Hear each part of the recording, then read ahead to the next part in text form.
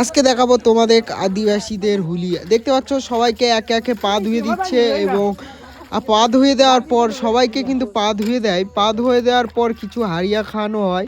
হাড়িয়া দেখতে পাচ্ছ হাড়িয়া ঢালছে।